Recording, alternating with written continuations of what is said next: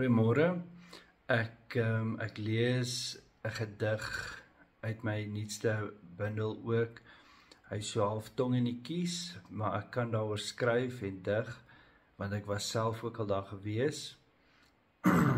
Dis nie bedoel om enigiemand te offend nie. Die gedig se naam is Vetty.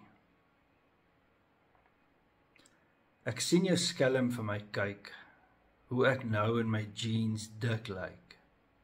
My nuwe beld het erg gekrimp, en lief, ek vang jou elke skimp. Ek sien jou uit my oogse hoek, en vir my ekstra nuwe rolle soek. Hey jy, ou skraalgat, het jy dan vir my raad? Ek kan nie leef van slaaie, groen en saad. My grootste vrees nog steeds om af te kyk, en voel dat ek soos 'n marshmallow lyk. As elke nag 'n stil soet stem roep, my yskas dan my aandag soek. My nuutste broek so pas geskeur, by boutnaad in die middeldeur.